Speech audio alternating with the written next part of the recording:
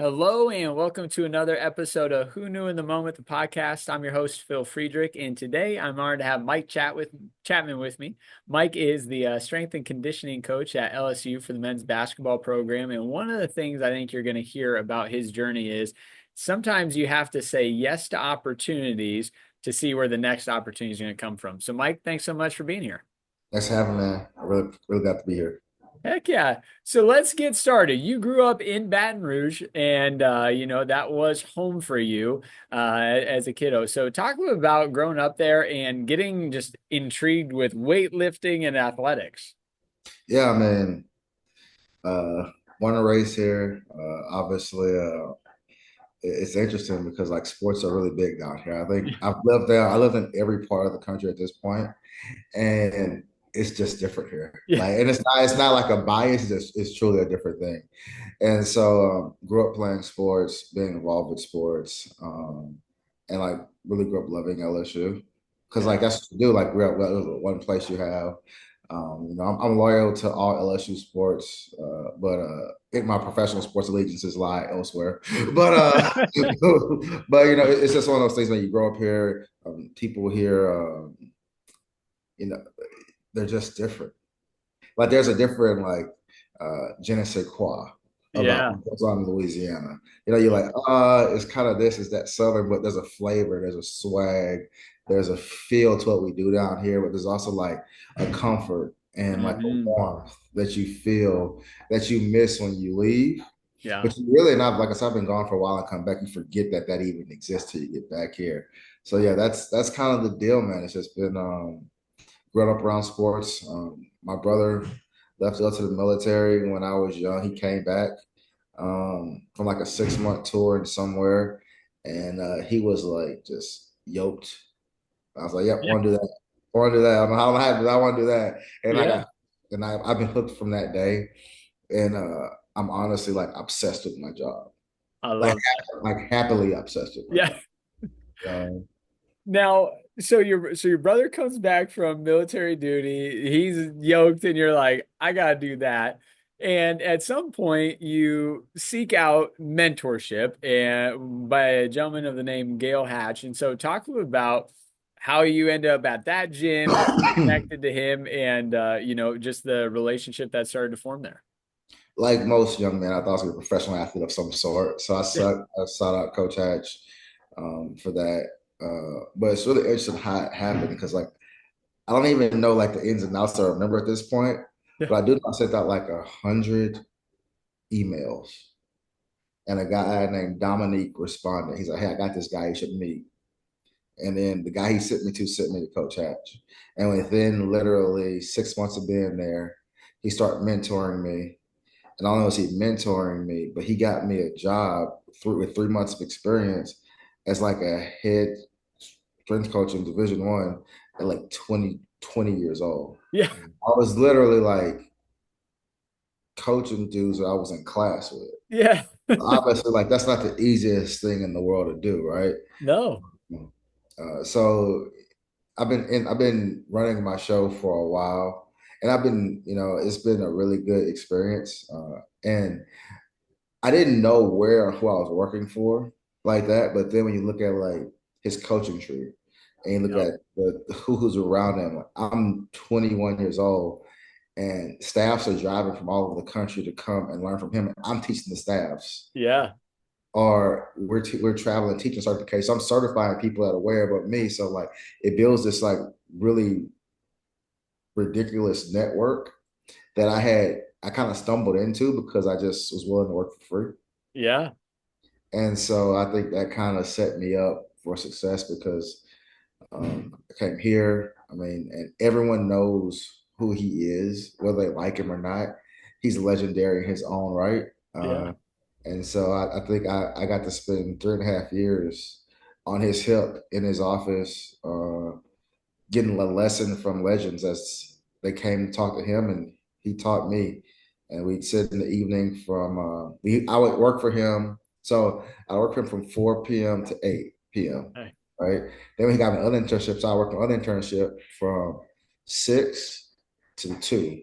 I would drive an hour back to Baton Rouge from 4 to 8.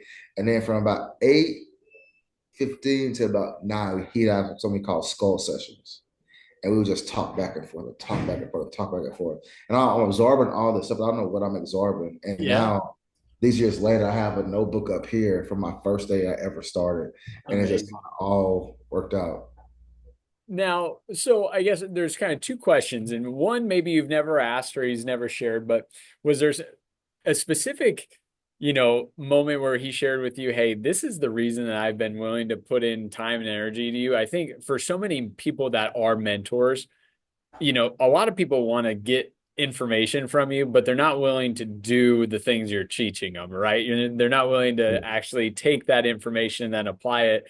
So were there certain things that stood out for, about you to him? And then second, what was it that you most appreciated about him? I mean, obviously you've already mentioned, hey, he opened doors for jobs and he connected you with a lot of people, but why did you, allow yourself to, I guess, humble yourself to take mentorship from him?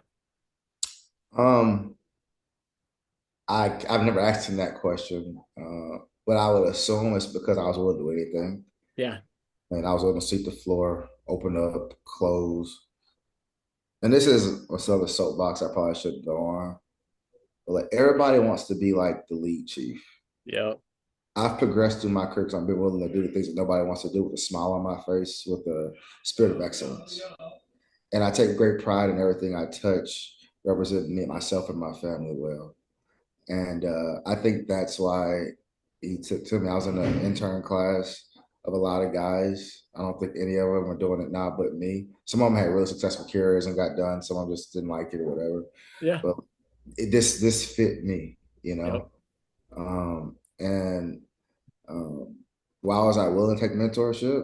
Hell, I didn't know nothing else. So yeah, I mean, you got to be. I think as I progress through this career, there are a lot of guys who don't know, who have all the answers, Yeah. and I think just how I was raised is like shut up and listen. Yeah. Yeah. And as I've gone through, I have this long line of people who mentored me that I'm so appreciative of, and not fake mentored me, but mentored me on being a man, mentored me on being a coach, mentored me on being a father one day, mentored me on how to handle my finances. Yep. And I think that has made me a very, I don't know, like I'm just kind of balanced. Yeah. And so there's times where I need to call on different people for different things. And there's wisdom in a multitude of counsel. And it's just been really, really a real blessing. There are people who can pour into you and Yep. people who are willing to do it. That's good. I love that. So as you are getting mentored by Gayle Hatch, and then you had spent time going to Southeastern, you end up finding yourself at Southern University. So talk a little about how that opportunity kind of presented itself and what about it, was a stepping stone or why you decided to make that jump. Um, that's a great question. I know I said before. Um, the man, the thing when I was at LSU the first time, I don't know that I knew what I was doing or where I was. I knew it Mm, was like LSU and it was cool. So I grew up in Baton Rouge, right? yeah. But Tommy Moffitt's a legend, right? I worked with really good people and really high level players and all things of that nature. Uh, so I got exposed to excellence. That's what they did here at that time, right? Yeah. And then I go to Southern because like I just I needed something different, and I get there. Everything I learned at Coach Hatch, everything I learned at LSU, everything I learned at Southeastern, I got here, I was able to use it all. Mm, And I'll say, and at Southern University is where I found my voice. yeah. There was a day we had this deal, and I was on the field with 105 guys by myself, and something happened, and I had to like take control of the situation. Well, I'm 23, so I'm not that old. Like, right, Yeah. really could be hanging out with them, right? Yeah. Right. From that point on, I was able to be like, boom, like speak, talk, because like that broke my ice, right? That gave me the confidence to go stand in front of a room. This is what we're doing. This is why we're doing it. Go. And so that experience was really important. I think it kind of leads me back to like makes you think about some other things. I've been at Purdue. I've been at Michigan. I've been at Texas. I've been at LSU. I've been at Stanford. I've been at Penn State. I've been at some of the Yeah. biggest brands in the country, right? And I don't say that to brag at all, but I'm saying that to say that some of the best experiences I had when I made the least money at the smallest places. Mm. I got to grow. I got to make mistakes. There was less ego. It was less pretentious. There was more. It was more connectivity. Yeah. There was a sense of, hey, we're gonna find a way to get it done. Because Yeah. you find as you go up level to level to level, people are willing to do less but make more money. Yeah. And I was raised in a house where if you got paid, you did your job. Yep. And mentors taught me that. So I think like those places were super, super important to me. And everywhere I've been has helped me navigate this deal because like I don't have an attitude of that's too big for me. Yep. There's no person that's too old for me to talk to. Yep. There's no task that's too small for me to do. Now, I'm at a point now where I don't have to. When I say, am I going to say I'm going to do everything? No, Yeah. I'm going to do it. I'm going to do it with you, but I'm going to do it. Yep. So it's really important for people who work for me to see me sweep the floor and organize stuff and pick up stuff. And if I actually do something for me, you go in, I've probably done half of it already. But I'm Yep. never just going to go and do it all and walk off and say, hey, it's your fault. Yep. It's just how I operate. I love that. Now, as your time at Southern is going, you mentioned it. You then had this opportunity to leave Southern, and you did the big show, right? You do the Texas, Penn State, Michigans. So I guess talk a little bit about why you decided to make those leaps, and then I think for a lot of people they fear making a wrong choice, and I would say moving across the country is a big choice, right?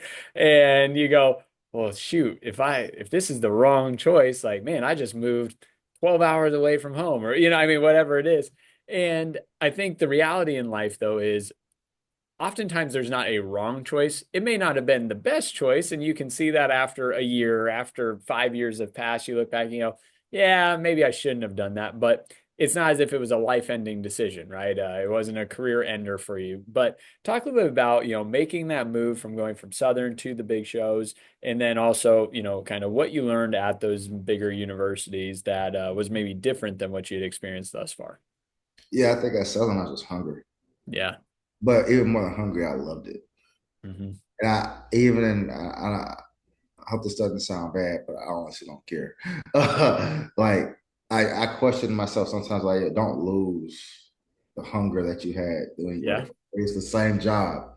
It's Yep. just pressure on it now. And Hmm. that always brings me back to place of balance with my job. I start thinking about the record or this or that or what this person is doing, that person is doing.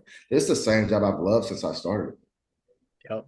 right? And so when I get that chance to go to leave and go to Penn State and work there, like I'm doing ice hockey, field hockey, men's volleyball, and assisting with a bunch of other sports. But I'm working and I'm learning. I'm working with good people. I met one of my best friends that I have at Penn State, and it's been interesting because many people know this. I actually was a full time strength coach at Penn State, and I left the job and went to Texas to work for free because I wanted to be in basketball. And so I made a sacrifice and I went from making okay money to making no money to like being an intern coordinator to the intern again. But man, the knowledge I gained at Texas, Yeah. the way that guy enriched my life, Yeah. I saw money different for the first time. Mm. I saw what I could make. And even further than that, I saw the value and the price of knowledge. Yeah. So when people go and ask for raises, a lot of times, sometimes I truly will go, hey, like, can I get 5K in continuing education? Because you can take my money. Yeah. When I leave, those degrees, those certifications, those things, I've now increased my personal value and I'm now getting better and better and better. And so that's been like really the thing. Like he taught me so much. And there was a point in time where I would do things and I asked the question why Yeah. constantly to the point that when I left there, I couldn't coach for crap because I was so like discombobulated. But then once I started trying to start like pull it together and put it like, oh wow, this is good. Oh, this Yeah. is really good. And I think that's to say, are you willing to go through some discomfort What are you really willing to go? Are you really willing to give your ego up? Like I went from telling people what to do and making money and being to like, are you really willing, you know what I mean, to do Yeah. what it takes to be successful? Because most people say they are, but they're not because they want this ideal situation. I want to go to this place and I want to learn everything I know to learn. Yeah. But in real life, one of the most valuable things you're going to learn in a situation is what not to do. Mm. Yep. And so that helps you not make the mistake. So now, 10 years later, when I'm in charge and I'm in that seat, I don't make that mistake. And so I think that's kind of how my career shaped me, like then I leave Texas and I think I go from being an assistant full-time with benefits to an intern making zero, right? The head coach gets let go. I go to Michigan, right? I get to Michigan and I'm with a guy who he's trusting me, let me rock out, do my thing. Hey, players are loving you, keep doing it, blah, blah, blah, blah, blah. And he's elite at business. Yeah. He's elite at networking. He's teaching me how to like see the play and see the next four plays. Well, what Yeah. are you doing with the money? Well, why are you dressed like that? Well, why do this? Why? And so like I'm being going through all these stages of people that I'm getting groomed. I'm Yeah. not getting I like some people go through and they work with people like I got groomed to be here. This is not a mistake by any chance. If you watch this is not a mistake. Yep. I think it goes back to something I say all the time is like the people make the place. Yep. So I didn't pick Michigan, I picked John Sanderson. I Mm. didn't pick Texas, I picked Todd Wright because I knew these guys have 20 plus years in the field at where I want to go. I want Yeah. to work with them. Does that mean they were perfect? No. Does that mean I enjoyed it every day? No. Does that mean I agreed? No. But no matter what they said, I said, yes, sir, did to the best of my ability and said, hey, when I get my chance in my seat, I'm Yep. not going to do that. And that's no knock to them. That's Yep. just how my deal was, right? But if you look at me, you see pieces of all of them, right? Love that. So I go from Penn State full time, Texas for free, Michigan. I'm making restricted earnings. So if you know what that is in college athletics, you eat the same thing every night, man. So Yeah. I go from there to Southern Miss. Well, now Yeah. I'm a director of basketball performance. So Yep. I run three teams and I have a GA or two, and now I'm running this deal and I'm running it. But I stepped into it knowing exactly what to do because of the mentorship I had. So Yeah. I'm there for a little while. I'm enjoying it. And there's a lot of stuff I don't know. So I'm at Southern Miss and I interview with the Detroit Pistons. Yes. I get the Pistons job and I turn it down. To say at Southern Miss now, I don't know if you know about sports, but like, no, it's not the same. But I promise those seniors had a different strength coach for like a bunch of years, and I promised them before that I wouldn't take it. Mm. That I wouldn't leave, not take Yeah. it. Yeah. And so I came back and I did that. And that was hard because the money, it's not very often in life you turn down a job and they call you and say, are you sure? Yeah. Yeah. The GM calls me, he's like, are you sure about this? I think he'd be really good here. I said, Nas, I think I'm going to stick it out. 3 weeks later, Ernie Kent at Washington State calls me, offers me a job, making more money. I stuck to my guns and stayed there. We have an awful season, but I made some really good relationships and I really learned some things. I got to be 2 hours from my family, which is cool. But 2 hours in sports is like 8, so you don't really Yeah. see. Right. You know, Yep. um, so I leave Southern Miss, and then I get the South. associate. Yeah, I get the Towson. So at Towson, I'm working as associate AD. I'm overseeing 500 plus athletes, a staff of five. I'm getting to build my staff from scratch, build my department from scratch, and like we're building, right? And so there, it was amazing to me, man. Everything I went through at every place prepared me so much for this. I walked into that thing, man, and like I did stuff on accident. Like this is funny. Well, I think it's funny. So I had been spending up all night, like deciding what duties I was going to give to my new staff. Yeah. And so I finally figured it out, and I emailed it. I kid you not. It's at 12:01. The email at 12:01, like, and the AD says, I love it. First day on the job, you just got 1 minute in. I had no clue. I was just working and trying to get ready. I thought that was funny. But it's one of those things. I walked into that. I had to do some hard things as a manager, and I ran my department by myself for about 20 days. So I trained every team alone until I got my staff figured out. Wow. And I hired them one by one, and I hired everybody on potential. I Love didn't it. want any flash projects. I wanted people who I know, hey, in 6 months, he's going to be a rock star. Yeah. And I hired character first workers. And then when they came in, I put a tribe type mentality. So we would eat together. Their wives would come in the mornings and train.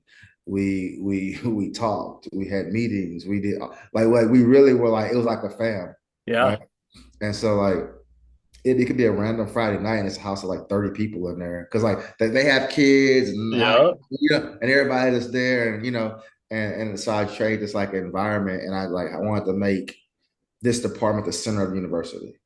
So within like 1 year, I think we had garnered like somewhere over $100,000 of investment from the university, and it's all because of like I told them like servant leadership. We're going to serve people. Yeah. We're going to serve. People think it's like don't confuse my humility for weakness. Yes. Really strong dude, and deep down I'm a savage, but I know how to take care of people and make them feel a certain type of way. And so my first meeting I have with the entire athletic department, they introduced me, and I said I'm not a guy for a whole lot of words, so this is my presentation. And I had two white slides. One said serve, and I clicked on the next one said impact. Said Love that's it. what we're going to serve and we're going to impact. And that's how we lived. Everything we did, we found ways to get stuff done, found ways to empower people, promote people. Um, and that was like super dope because like as a director, the hard part of being a boss is everything everyone does falls back on you. That's right. The beautiful thing about being a boss is every move I made impacted 500 plus people. Yeah. So there are people I've gone places, people who know, there are kids who know me that I don't remember because there's so many of them. Yep. But that's the rewarding piece Yeah. of what we do. And it really gave me a different view as I've kind of moved up in the higher levels of college basketball because um, it's interesting. I think whether it's basketball or business, every assistant or non-person in charge has every single answer to what's going on. Yeah. I have had the beauty to sit in the chair and make the hard decision and have the hard conversation and have it. And it's given me the ability to connect with my head coaches because I can relate to them on that deal. Like, hey, like, man, everybody's like, man, on me, they don't get it. I'm like, I get it. Yeah. There were times in meetings where if you ask anybody my staff right now, I tell them, like, look, man, understand this. I have 51% of every vote in this department because at the end of the day, it comes out of me. So I don't care what you think. Yeah. Right. If you don't want to be here, I'll help you leave. Yep. But that's sometimes that's necessary. That's not the regular. So I do that. We develop some stuff. We build a department that really ends up growing and getting a pretty good reputation, I feel like. And so now I'm gone, and the guy, one of my assistants, is the replacing me there.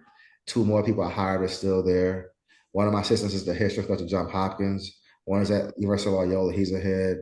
I think I have 13 Division I people, 14 that work for me at some point. I have one guy who runs like a big time social media thing for strength conditioning. So like, I got to bring in really good people and get out of their way and trust them. And then I got the Stanford job, and I didn't think I was actually gonna get it, but I went. I got a call, so why not? Um, Ended up loving the guy as a head coach. I thought he was like one of the best human beings I've ever met in my life, and couldn't turn down the opportunity. Obviously, the pay was good. Yeah. I was not really a Cali guy, but it's all good. But I got to see a different style of living, Yeah. and Stanford's different, man. Like people always talk about, oh, this place is the best in the world. Like at Stanford, you can be the most elite of the elite, and everybody's like, so are we. You know Yeah. what I mean? There's that Like level. Yeah. at that level, and like you don't know what it's like to be in that around that level of excellence every day. Yeah. It it gives you a sense of like imposter syndrome almost a little Yeah. bit. Oh yeah, I'm great at mine too. I'm a Nobel laureate. I mean, and what you realize is there's people there in every phase. Some people are biochemists, some people are studying cancer research, some people are strength coaches, some people are custodians. But what you see is you're like, man, like it's elite. Yeah. And so like for me to rub elbows with people who had stuff I had never seen before, talk about things I never seen before. So this, all this stuff is like changing my outlook on life, outlook on finances. Like, like some people think being rich is walking around with a Louis bag and a nice car. Well, I've been with guys who have Honda cars and then go and hop in a private jet and get to a mansion because they don't care. They're putting their money in other things that really hold and have value. Yep. And so I'm there and we're growing and I'm learning and I'm getting exposed to so many different things. And it's not like, I mean, Stanford was a good basketball decision, but as for life, like I think my life, I grew up a little bit there, if Yeah. that makes any sense. I mean, I'm on a driving range with Michael Jordan. I'm like, what am I doing here? You know what Yeah.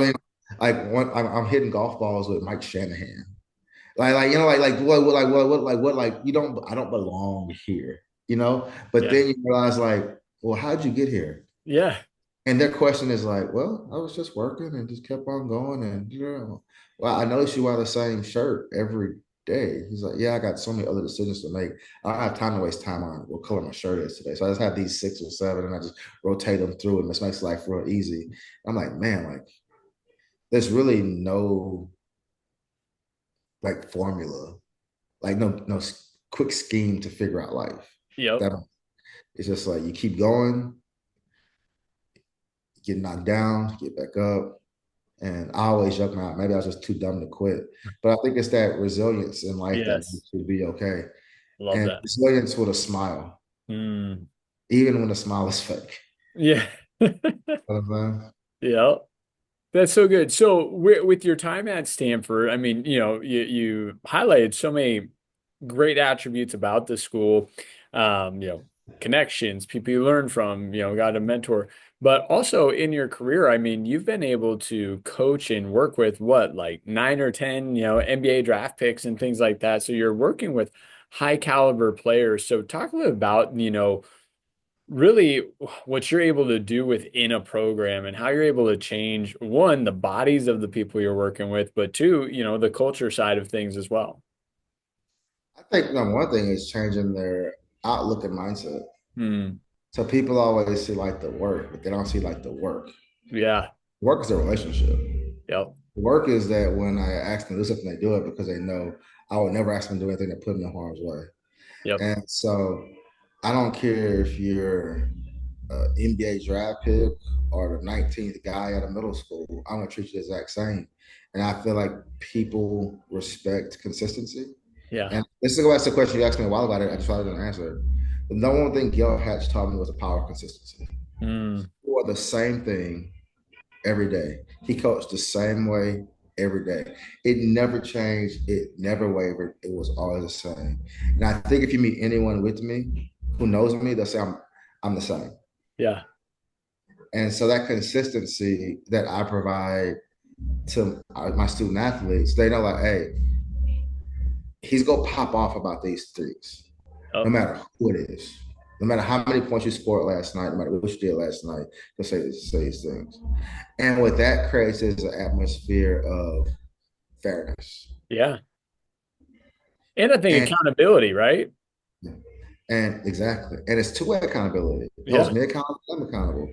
But when a kid does something, he excuses it for them and not them, you send a bad message. Yep. Right. And hey, you didn't want to upset the hour. It doesn't matter because at the end of the day, it's all about credibility. Yep. And if you do those things consistently, the kid respects you because you got them better. If they respect you for any other reason than the fact you got them better, maybe you kissed their ass, or you made them feel good about themselves, or you told them a lie, they respect me at the end of the day because they know I'm gonna be real with them. If they call me at 3 a.m., that I'm putting it down, I'm coming, Yep. and that it is what it's black and white. Yep. I'm gonna treat you like your family, Hmm. and so I think that's why we get the changes we get. And these guys know. I tell them, you got me for life. Yeah. It's like in a gang. The only way out is a box. You got me for life, and you call, like if I have guys that are in the league or whatever, like they don't pay for my food. Yep. Like I take them to dinner because it's like to have something that people are always pulling on you. But Yep. sometimes it's nice to be able to go somewhere and just be a normal person, where people just see you for you and want you for you and like you for you and not for who you are, what you have. I love that, man. Now, you also said something earlier that I want to flip back to, and that is, you had been learning from so many different mentors, but eventually you had to figure out your style, Mhm. right? I think so many people, they see somebody that's excelling at a high level and they go, I want to be that person.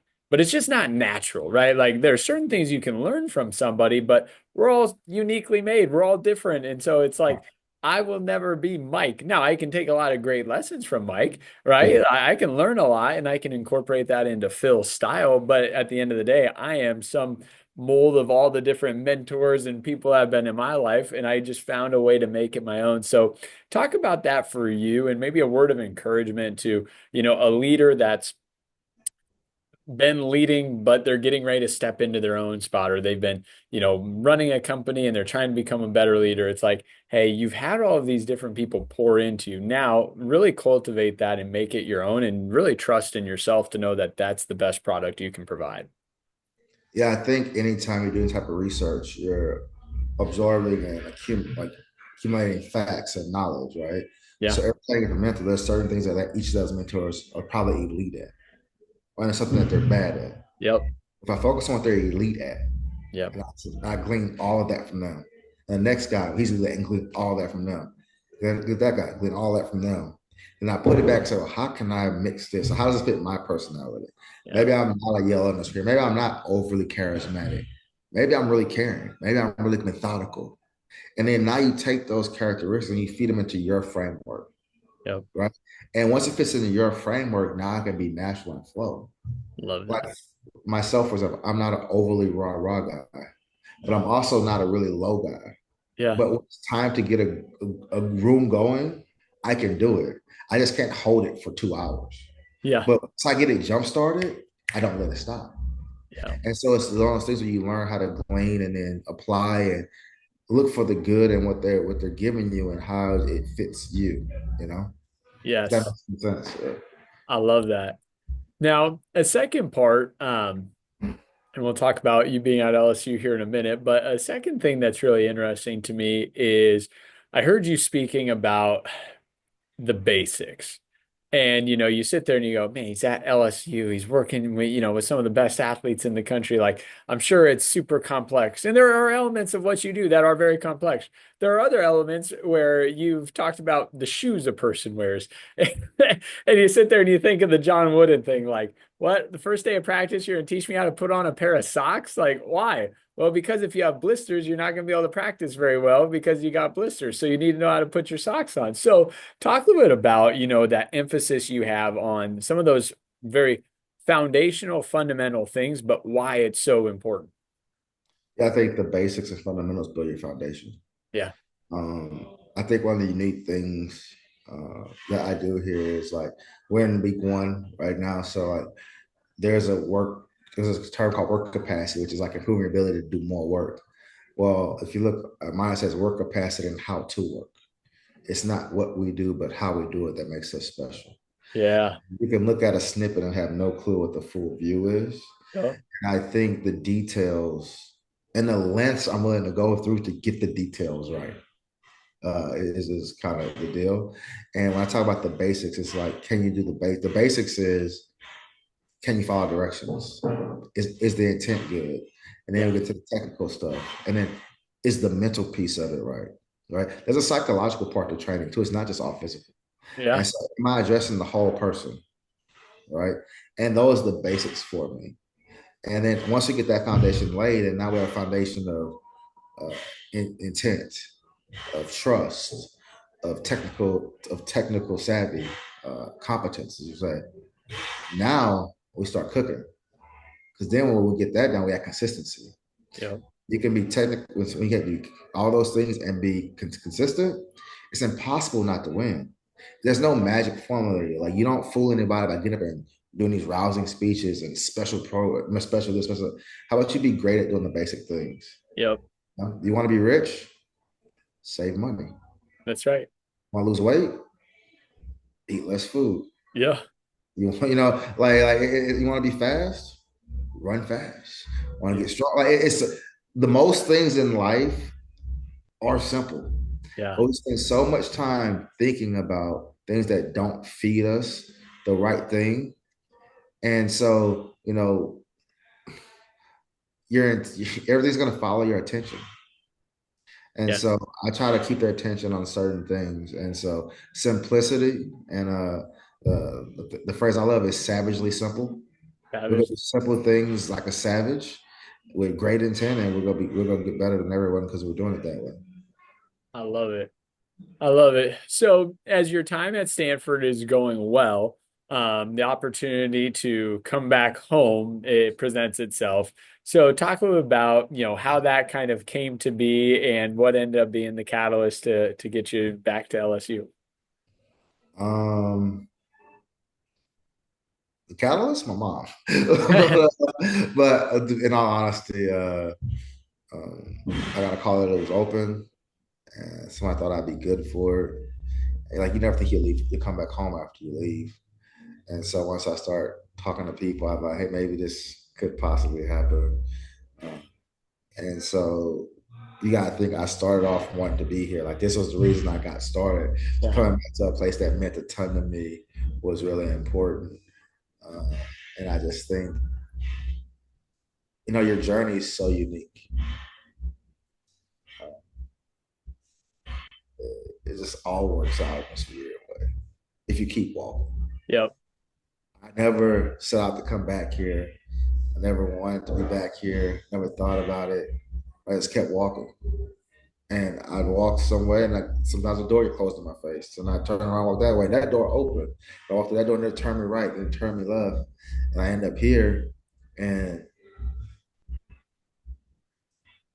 you know, it's a blessing. But I think one of my mentors texted me before I got here. He said, just so you know, there's no such thing as a better job, different job. Every Yeah. job has stuff. And Mm, so it's just been one of those things where it's just like, okay, I'm here, the opportunity's here. How do I seize the opportunity and make the most of it? And I I think love it. that's why I'm in the mode of, hey man, like, I'm gonna be here. I'm gonna work as hard as I can and do everything I can. And the honest truth is, the day I got this, I got two other jobs the same day. So so it was really weird how it all worked out. But I'm here, and I'm excited. I'm nervous. Yeah. This is part of this thing to where LSU has a big brand, a lot of swagger, all this stuff. But when I was here the first time, the one thing I remembered is how much it enriched my life and how much Mm, the people here touched me, yeah. right? And how much they like imparted into me from the wisdom standpoint. Well, man, you've seen wise beyond your years. Well, I have five mentors all been here for 28 plus years. It's not me. Yeah, I've just been their experiences. So the place has been good to me. And I'm excited to be here. It's much different than this California. Yeah. Uh, um, but it's been good. I love it. Now, I guess I never even asked this, but what was it about basketball specifically that you wanted to stay in that realm? Because I know you said when you went to Penn State you were doing other sports, but you really wanted to get into basketball, so you went to Texas. What is it about basketball that you love? I've always loved basketball. Yeah. Played growing up, probably wasn't good enough. Um, but I just always loved it. I mean, I've watched it obsessively for years. Yeah. Um, I watch probably every college game. Only watch NBA games of people I've coached because yeah. But it's just one of those things, and it's amazing to me, like how being around the game and working as hard as I worked at the time I was working on it, how it gave back to me in the way I never thought it would. Yeah. I've traveled the world. I've seen stuff. I've been places. I mean, I mean, I'm in a 16 chapel taking pictures where you can't it's just like places that you never think a ball would take you. Yeah. I didn't have to play. And so oftentimes I see like guys who played and they're still living in those days and they can't leave to talk about it. But there is something that, you know, uh, is special about the game and what it can do for your life if you treat it right. I love it. I love it. Well, Mike, I want to say thank you so much for sharing your journey and just all the amazing things that you've already accomplished and the amazing things you're going to. And you just got to promise me that we can do this in another 2, 3 years when, LSU men's basketball is making a national championship run and we can talk about all the amazing things you've been helping them do and create. I'll take it. Absolutely.